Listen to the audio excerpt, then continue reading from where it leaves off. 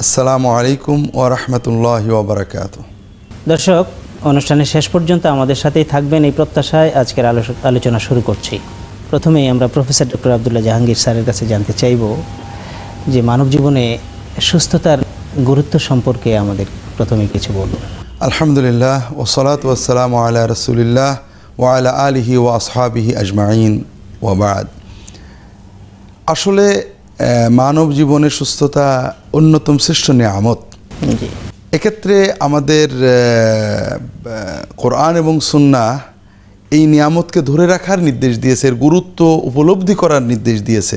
কারণ অসুস্থতা আসার আগে সুস্থতাকে গনিমত নিয়ামত মনে করে তার মূল্যায়ন করো, তাহলে হয়তো সুস্থতা দীর্ঘায়িত হবে এবং তুমি তোমার অসুস্থ হলেও আফসোস করা লাগবে না এবং সুস্থ থাকার মতোই ফায়দাগুলো পেতে থাকবে। এই জন্য কোরআন এবং সুন্নাহ যেটা নির্দেশ দেয়, আমাদের অনেকগুলো বিষয় রয়েছে, যে একটা হলো সুস্থতা রক্ষার জন্য আমাদের করণীয়, আর একটা হলো যে সুস্থতার বিভিন্ন দিক আছে, দৈহিক সুস্থতা, মানসিক সুস্থতা, আত্মিক সুস্থতা, এগুলো সংরক্ষণের ইসলামের নির্দেশনা। আর একটা হলো অসুস্থ হলে করণীয়, আর একটা হলো অসুস্থ ব্যক্তির প্রতি অন্যদের করণীয়। সবই আমাদের জানা দরকার। তো প্রথমে যেটা ইসলাম যেটা নির্দেশ দিয়েছে সেটা হলো সুস্থতা রক্ষা করা আমাদের অন্যতম গুরুত্বপূর্ণ ইবাদত। আমরা গত এক পর্বে আলোচনা করছি, রাসূলুল্লাহ সাল্লাল্লাহু আলাইহি ওয়াসাল্লাম রাত জেগে ঘুমাতে নিষেধ করেছেন, 12 মাস রোজা রাখতে নিষেধ করেছেন। তার কথা ছিল তোমার দেহের অধিকার রয়েছে, দেহকে সুস্থ রাখা এটা তোমার উপর বড় ইবাদত, বড় দায়িত্ব, বড় ওয়াজিব। তো এই দৃষ্টিভঙ্গি থেকে ইসলামে আমরা যদি একটু ইসলামের নির্দেশনাগুলো লক্ষ্য করি, তাহলে দেখব যে ইসলাম আমাদেরকে এমন একটা জীবন পদ্ধতি দিয়েছে, যদি আমরা ন্যূনতম এই জীবন পদ্ধতি অনুসরণ করি তাহলে আমরা স্বাভাবিকভাবে সুস্থ থাকব। হঠাৎ অসুস্থতা আসতে পারে, কিন্তু সুস্থ থাকার মতো যে জীবন পদ্ধতি এটা ইসলাম আমাদের দিয়েছে স্বাভাবিকভাবে। নিয়মিত অজু, নিয়মিত গোসল, প্রতিদিন 5 ওয়াক্ত নামাজে দাঁত ব্রাশ করা, ঘুমের থেকে উঠে ঘুমাতে যাওয়ার আগে দাঁত ব্রাশ করা, নিয়মিত ঘুম, নিয়মিত পরিশ্রম, খেলাধুলো, নিয়মিত বিশ্রাম, নিয়মিত আনন্দ, হাসি মশকরা, পারিবারিক আনন্দ, ছেলে মেয়েদের সাথে বিনোদন, এগুলো সব ইসলামের প্রতিনিয়ত প্রতিদিনের সুন্নত। এবং নিয়মিত খাদ্য গ্রহণ, নিয়মিত এবং পরিমিত খাদ্য গ্রহণ, এটা সবচেয়ে গুরুত্বপূর্ণ। যেটা বলতে চাচ্ছিলাম, মানব সন্তান যত বস্তা ভরে থাকে তার ভিতরে পেটের চেয়ে কোনো খারাপ বস্তা সে কোনোদিন ভরে না। পেট সবচেয়ে খারাপ বস্তা।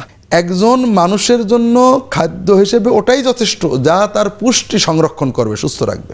যদি কেউ বেশি খেতে চায় তাহলে তার পেটকে 3 ভাগে ভাগ করবে, 1 ভাগ খাদ্য, 1 ভাগ পানীয়, 1 ভাগ শ্বাস প্রশ্বাসের জন্য। আমরা অনেক সময় 3 ভাগ করাকে সুন্নত বলি, না, 3 ভাগ করা সুন্নত না, 3 ভাগ করা অনুমোদন। সুন্নত হলো যতটুকু খেলে আপনার পুষ্টি থাকবে, সুষম খাদ্য, পুষ্টিকর খাদ্য, যতটুকু খেলে আপনার ক্ষুধা নিবৃত্ত হয়েছে, সুস্থ থাকবেন। পেট পুরে খাওয়া এটা রাসূলুল্লাহ সুন্নতের বিপরীত। মা আকালা রাসূলুল্লাহ সাল্লাল্লাহু মা শাবিআ রাসূলুল্লাহ সাল্লাল্লাহু মিন তুআমিন কত্তু ইল্লা ইয়াকুনা আলা দাফাফ আলা দিয়াফা। রাসূলুল্লাহ সাল্লাল্লাহু আলাইহি ওয়াসাল্লাম কখনো পেট পুরে খেতেন না, এমন খেয়ে পরিতৃপ্ত ঢেকুর ওঠার মতো খাওয়া কখনো খেতেন না। তিনি সীমিত পরিমিত অল্প খেতেন, তবে মেহমান থাকলে, আশেপাশে দস্তরখানে মেহমান থাকলে উনি তখন একটু বেশি খেতেন মেহমানদের আদবের জন্য, দীর্ঘায়িত করতেন যেন মেহমানরা সবাই খেতে পারে। এই জন্য খাওয়ার সুন্নত হলো যে আমরা পুষ্টিকর খাবার খাবো এবং পরিমিত খাবো। রাসূলুল্লাহ সাল্লাল্লাহু আলাইহি ওয়াসাল্লাম আর একটা খুব গুরুত্বপূর্ণ সুন্নত আছে যেটা অবহেলিত। রাসূলুল্লাহ সাল্লাল্লাহু আলাইহি ওয়াসাল্লাম খুব জোরে হাঁটতেন, সোজা দাঁড়িয়ে এমন জোরে হাঁটতেন মনে হতো যে উঁচু জায়গা থেকে নেমে যাচ্ছেন, খুব লম্বা পা ফেলে দৃঢ় পদে হাঁটতেন। যদি আমরা রাসূলুল্লাহ সাল্লাল্লাহু আলাইহি ওয়াসাল্লাম খাওয়া এবং রাসূলুল্লাহ সাল্লাল্লাহু আলাইহি ওয়াসাল্লাম হাঁটাটা শুধু নিয়ন্ত্রণ করি, তাহলে আমাদের সুস্থতা 12 আনা এসে যাবে। এভাবে অন্যান্য যে সুস্থতার, দৈহিক সুস্থতার নিয়ম কানুন আল্লাহ রাসূল সাল্লাল্লাহু আলাইহি ওয়াসাল্লাম আমাদেরকে দিয়েছেন, এগুলো বিস্তারিত জানার জন্য সুন্নাহ জানতে হবে। পাশাপাশি মানসিক সুস্থতা, আসলে আমাদের দৈহিক সুস্থতাও কিন্তু নিয়ন্ত্রিত হয় মানসিক সুস্থতার কারণে। এটা রাসূলুল্লাহ সাল্লাল্লাহু আলাইহি ওয়াসাল্লাম খুব গুরুত্ব দিয়েছেন। তিনি দোয়া করতেন দৈহিক সুস্থতার জন্য। তিনি বিভিন্ন মাসনুন দোয়া আছে, আল্লাহ রোগ ব্যাধি, খারাপ রোগ ব্যাধি অসুস্থতা থেকে আশ্রয় চাচ্ছি, বাজে রোগ ব্যাধি থেকে আশ্রয় চাচ্ছি। রাসূলুল্লাহ সাল্লাল্লাহু আলাইহি ওয়াসাল্লাম দোয়া করতেন, আল্লাহুম্মা মাত্তি'না বিআসমাইনা ওয়া আবসারিনা ওয়া কুওয়াতিনা আবাদাম মা আহইয়াইতানা ওয়া আজআলুল ওয়ারিসা মিন্না। আল্লাহ আমাদের চোখের শক্তি, কানের শক্তি, শরীরের শক্তি সহ আমাদের মৃত্যু দেবে, আমরা মরে যাব এগুলোকে রেখে এই রকম ব্যবস্থা করে দেবে। সুবহানাল্লাহ, কত চমৎকার। এই দোয়াগুলো সবসময় করতে হবে। পাশাপাশি মানসিক সুস্থতার জন্য কর্ম এবং দোয়া। মানসিক সুস্থতার জন্য নিয়মিত আল্লাহর জিকির, 5 ওয়াক্ত সালাত, সালাতটা একটু বুঝে তেলাওয়াত করা। মানসিক অসুস্থতা কেন আসে? রাগ হয়, ভয় হয়, হতাশা হয়, বিভিন্ন রকমের কারণে মনটা অসুস্থ হয়ে পড়ে, টেনশন হয়। এজন্য 5 ওয়াক্ত সালাত একটু বুঝে আদায় করা, সালাতের সেজদায় আল্লাহর সাথে কথা বলতে শেখা, আল্লাহর জিকির করা, দোয়া করা, কিছু সময় আল্লাহর জিকিরে কাটানো। এবং এই দোয়া, আল্লাহুম্মা ইন্নী আউযু বিকা মিনাল হাম্মি ওয়াল হাযান, আল্লাহ আমি দুশ্চিন্তা এবং উৎকণ্ঠা থেকে আপনার আশ্রয় চাইতে হবে। তো এইভাবে রাগকে দমন করতে হবে, মানুষকে ক্ষমা করার সুন্নত নিয়ম মানতে হবে, তাহলে আমরা মানসিক সুস্থতা অর্জন করব। জীবনকে পজিটিভ জানতে হবে, জীবনটা আল্লাহর নিয়ামত। আমি একটা দিন বেঁচে থাকলে আল্লাহর ইবাদত করে জান্নাতে বেশি নিয়ামত পাবো।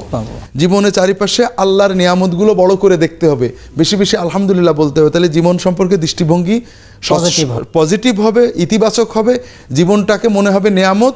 তখন এই জীবনটা সুস্থ থাকতে আরও আগ্রহ পাবে, জীবনই বলবে যে তুমি সুস্থ থাকো।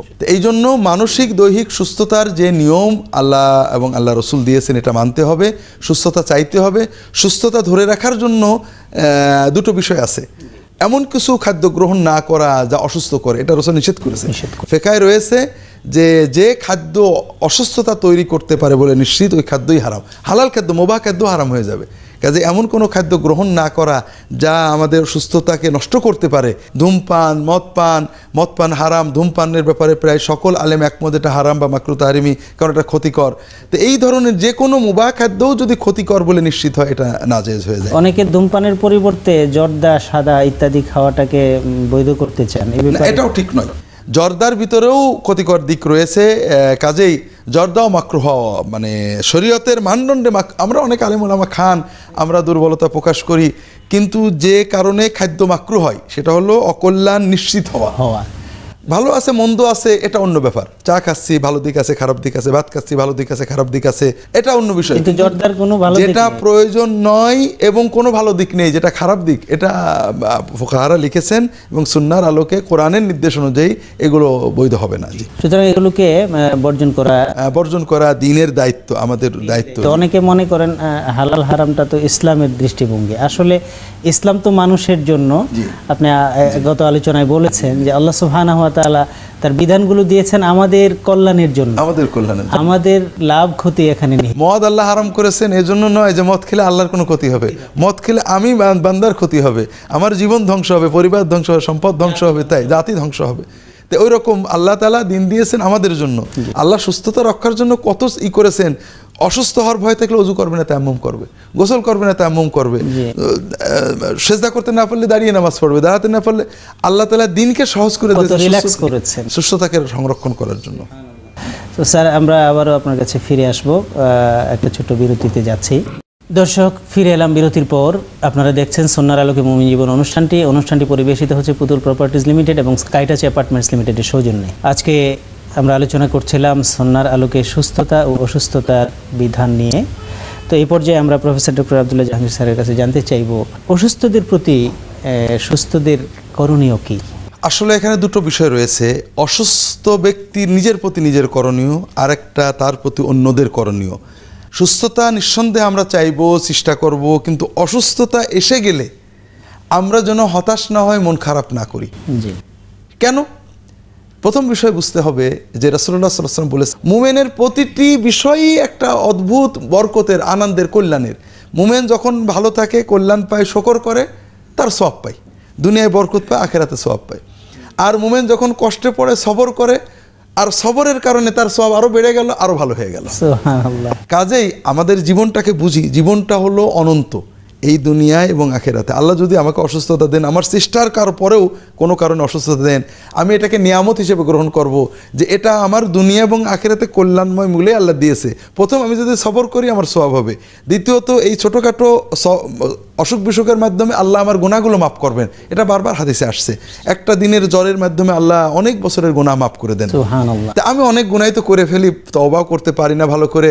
যাক, যদি একদিনের জ্বরে একটু সবর করে আল্লাহ আমার গুনাহগুলো মাফ করে, তো আলহামদুলিল্লাহ, আমি একটু সবর করি। তো এইভাবে আমরা অসুস্থতায় হতাশ না হয়ে এটাকে আল্লাহর দেওয়া নিয়ামত হিসেবে গ্রহণ করব।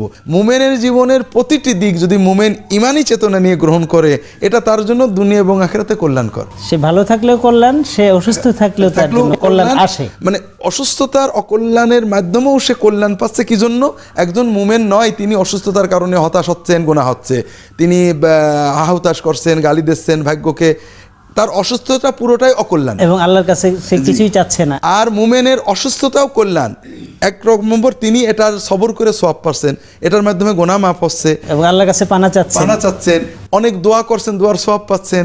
সবচেয়ে বড় মজার কথা হলো রাসূলুল্লাহ সাল্লাল্লাহু আলাইহি ওয়াসাল্লাম সহিহ বুখারীর হাদিস, যে যদি কেউ নেক আমল করত, দান খয়রাত করত, নামাজে যেত, জামাতে যেত, অসুস্থতার কারণে এই কাজগুলো করতে পারে না, অসুস্থ অবস্থায় সুস্থ অবস্থায় যে আমলগুলো করতো পূর্ণ সওয়াব সে পেতে থাকবে। সুবহানাল্লাহ। অর্থাৎ ফ্রি পেনশন পেতে থাকবেন। তো কাজেই কত দয়া। মুমিনের অসুস্থতায় আমরা কষ্ট পাবো, আমাদের দেহ কষ্ট পাবে, যেন মন যেন উৎকণ্ঠিত না হয়, হতাশ না হয়। এই মনের হতাশ না হওয়ার মাধ্যমে সুস্থতা ত্বরান্বিত হবে। কাজে মুমিনের প্রথম দায়িত্ব যে অসুস্থতাটাকে গজব বোঝা মনে না করে আল্লাহর পক্ষ থেকে দেওয়া পরীক্ষা এবং নিয়ামত মনে করে এটাই সবর করা, এটার জন্য আল্লাহর কাছে কৃতজ্ঞতা প্রকাশ করা এবং এর থেকে মুক্তির জন্য দোয়া করা। 2 নম্বর দায়িত্ব হলো রাসূলুল্লাহ সাল্লাল্লাহু আলাইহি ওয়াসাল্লামের নির্দেশ, অসুস্থতায় সুস্থতার জন্য চিকিৎসা করা। চিকিৎসা রাসূলুল্লাহ সাল্লাল্লাহু আলাইহি ওয়াসাল্লাম সাহাবীগণ কখনোই দোয়াকে পেশা হিসেবে নেননি, তাবিজকে পেশা হিসেবে নেননি। তাবিজ রাসূলুল্লাহ সাল্লাল্লাহু আলাইহি ওয়াসাল্লাম নিষেধ করেছেন, দোয়া ঝাড়ফুঁক বৈধ করেছেন। এটা স্পিরিচুয়াল থেরাপি, এটা অবৈধ নয়। তবে এটাকে রাসূলুল্লাহ সাল্লাল্লাহু আলাইহি ওয়াসাল্লাম খুব উৎসাহ দেননি, উৎসাহ দিয়েছেন বৈজ্ঞানিক চিকিৎসা ব্যবস্থাকে, ডাক্তারের কাছে যাওয়া, চিকিৎসা করা। আমরা অসুস্থ হলে চিকিৎসার চেষ্টা করব। অনেকে আল্লাহর উপর ভরসা করে চিকিৎসা করতে চান না, এটা সুন্নত নয়, চিকিৎসাটাই সুন্নত। তৃতীয় যে বিষয়টা বুঝতে হবে যে এই চিকিৎসা গ্রহণের ক্ষেত্রে আমরা বিজ্ঞান নির্ভর, প্রযুক্তি নির্ভর, গবেষণা নির্ভর চিকিৎসার উপর নির্ভর করব। এমনকি রাসূলুল্লাহ সাল্লাল্লাহু আলাইহি ওয়াসাল্লাম অমুসলমান চিকিৎসকদের সহায়তা নিয়েছেন ও সাহাবীগণ নিয়েছেন। কিন্তু কুসংস্কার বা এই জাতীয় বিষয়ে আমরা না যাই। কোনো পাথর কল্যাণ করতে পারে, কোনো রাশি কল্যাণ আছে, গ্রহের কোনো প্রভাব আছে, এগুলো শিরকি বিশ্বাস। আল্লাহ দুনিয়াতে যেটা সৃষ্টি করেছেন বৈজ্ঞানিক নিয়মে যেটা কল্যাণ করে, গাছের পাতা চিবিয়ে খেলে, এটা অন্য জিনিস। কিন্তু কোনো রাশি মানে অলৌকিকভাবে কল্যাণ করতে পারে, গ্রহ ভালো মন্দ করতে পারে, এটা শিরকি বিশ্বাস, আল্লাহ তাআলার সাথে শরীক হয়ে যায়। এটাকে পরিহার করতে হবে, আল্লাহ হেফাজত করুন। একটা বিষয় রাসূলুল্লাহ সাল্লাল্লাহু আলাইহি ওয়াসাল্লাম কঠিনভাবে প্রতিবাদ করেছেন, সেটা হলো রোগীর প্রতি ঘৃণা বা সোয়াসে মনে করে রোগীর কাছে না যাওয়া। এই জন্য তিনি বারবার বলছেন লা আদওয়া, এই যে রোগ সোয়াসে হয়েই যাবে, এটার উপর করবে না। তার মানে এই নয় যে রাসূলুল্লাহ সাল্লাল্লাহু আলাইহি ওয়াসাল্লাম সংক্রমণ অস্বীকার করেছেন, সংক্রমণের কথা বলেছেন যে সুস্থ মানে ব্যক্তির কাছে অসুস্থকে নিয়ে যাবে না, কোথাও মহামারী হলে পালিয়ে যাবে না, অনেক বিষয় আছে। তবে আমাদের বুঝতে হবে শুধু সংক্রমণই রোগ হয় না। তাই যদি হতো আমরা প্রতিনিয়ত লক্ষ লক্ষ রোগ জীবাণু দেহে ঢুকাচ্ছি, কিন্তু রোগ হচ্ছে না। রোগ হওয়ার জন্য আল্লাহর ইচ্ছা, অর্থাৎ আমাদের শরীরের প্রতিরোধ ক্ষমতা ইত্যাদির প্রয়োজন। কাজে আমরা যেন কোনো রোগের কারণে কোনো রোগীর প্রতি ঘৃণা অনুভব না করি, কোনো রোগের প্রতি ঘৃণা অনুভব না করি, রোগীর প্রতি সহমর্মিতা পোষণ করি। এটা হলো প্রথম কথা। তার কাছে যাব, সেবা করব, সুস্থতা থাকার তাকে সান্ত্বনা দেব। কোনো রোগীকে দেখতে যাওয়া এটা অন্যতম শ্রেষ্ঠ ইবাদত। রাসূলুল্লাহ সাল্লাল্লাহু আলাইহি ওয়াসাল্লাম বিভিন্ন হাদিসে বলেছেন, যখন কেউ রোগী দেখতে রাস্তায় বেরোয় সে আল্লাহর রহমতের ভিতরে সাঁতার কাটতে থাকে। সুবহানাল্লাহ। যখন সে রোগীর কাছে বসে তখন সে আল্লাহর রহমতে ডুব মারে। যদি কেউ সকালে অর্থাৎ দ্বীপ্রহরের আগে যে কোনো সময়ে একজন অসুস্থ মানুষকে, মারিদান, মৌলানা অসুস্থ, নেতা অসুস্থ, মুসলমান অসুস্থ, এগুলো কিছু বলা হয়নি, যে কোনো অসুস্থ মানুষকে যদি কেউ দেখতে যায়, এর ভিতরে যদি কেউ একজন রোগীকে দেখতে যায়, তাহলে সন্ধ্যা পর্যন্ত ৭০,০০০ ফেরেশতা তার জন্য দোয়া করতে থাকে। সুবহানাল্লাহ, সুবহানাল্লাহ। আর যদি কেউ দ্বীপ্রহরের পর থেকে সন্ধ্যা পর্যন্ত, রাত পর্যন্ত কোনো রোগীকে দেখতে যায়, তাহলে পরবর্তী দিন সুবহে সাদেক পর্যন্ত ৭০,০০০ ফেরেশতা তার জন্য দোয়া করতে থাকে। কত বড় আল্লাহ তাআলার কত বড় দয়া, নিয়ামত। একটা মানুষকে আপনি দেখতে গিয়েছেন, ফুল নেওয়া, ফল নেওয়া, টাকা নেওয়া কিছুই না, দেখতে গিয়েছেন কেমন আছেন, ভালো আছে, আল্লাহ ভালো করবেন, কেন এত বড় সওয়াব? অসুস্থ ব্যক্তি মানসিকভাবে দুর্বল হয়ে যান। যখন আমরা তাকে দেখতে যাই, তিনি অনুভব করেন প্রথমত যে আমার একটা মূল্য আছে সমাজে, মানুষ আমাকে ভালোবাসে, তার সুস্থ হওয়ার প্রেরণা পায়। মানুষ যখন তাকে বলে ইনশাআল্লাহ ভালো হয়ে যাবে, তখন তার মনটা উজ্জীবিত হয় এবং উইল ফোর্স তৈরি হয়। সুস্থতার জন্য উইল ফোর্স জরুরি। আর একটা সুন্নত হলো রোগী দেখতে যেয়ে দোয়া করা।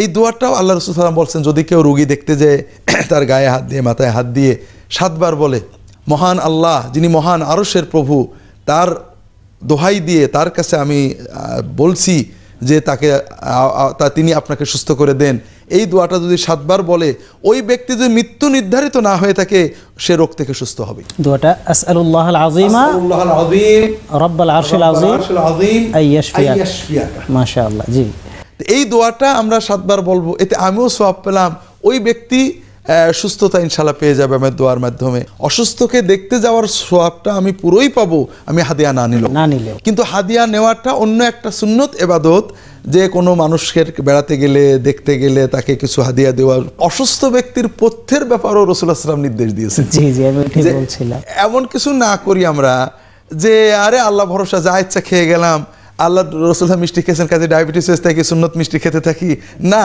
মিষ্টি পছন্দ করতেন, এটা খাওয়ার পরে মিষ্টি খেতেন এই কথাটা ঠিক নয়, তো মিষ্টি জিনিস পছন্দ করতেন এটা সহি। হয়তো আলী রাদিয়াল্লাহু তাআলা আনহু এবং রাসূলুল্লাহ সাল্লাল্লাহু আলাইহি ওয়াসাল্লাম যাচ্ছেন একসাথে, একটা খেজুর ঝোলানো ছিল, খেজুর খেতে গেছেন তিনি। আলী রাদিয়াল্লাহু বলেন, রাসূলুল্লাহ সাল্লাল্লাহু বলেন, না তুমি খেজুর খেও না, কেবল তুমি অসুস্থ ছিলে, তোমার পেটে খেজুর গেলে এটা তোমার জন্য অসুস্থতা তৈরি করবে, কাজেই তুমি ওদেরকে বললেন যে এইটা করে ওকে খেতে দাও। সুবহানাল্লাহ। এখন যদি আমরা বলি যে খেজুর খাওয়া সুন্নত, আমরা বেশি করে খাবো, অসুস্থ হয়ে আর যাই হই, এটা কিন্তু পথ্যের উপর নির্ভর করলাম না। কাজেই রাসূলুল্লাহ সাল্লাল্লাহু আলাইহি ওয়াসাল্লাম অসুস্থ ব্যক্তিকে সঠিক পথ্য দেওয়া, এটাও সুন্নত। আল্লাহ সুবহানাহু ওয়া তাআলা তার হাবিব সাল্লাল্লাহু আলাইহি ওয়াসাল্লামের মাধ্যমে আমাদেরকে প্র্যাকটিক্যালি এই জিনিসগুলো শিখিয়েছেন। এগুলোই মূলত সুন্নাহ বা তার পদ্ধতি রীতি। আমরা এই সুন্নাহ বলতে এই জিনিসটাকেই আমাদের এই সুন্নাহর আলোকে মুমিন জীবন অনুষ্ঠানে দর্শকদের উদ্দেশ্যে পেশ করতে চাচ্ছি। তো আপনি স্যার কষ্ট করে আমাদের মাঝে এসে এই বিষয়গুলো আমাদের জন্য চমৎকার করে বর্ণনা করেছেন। আল্লাহ তাআলা আপনাকে জাযায়ে খায়ের দান করুন। আল্লাহ সবাইকে কবুল করে নিন।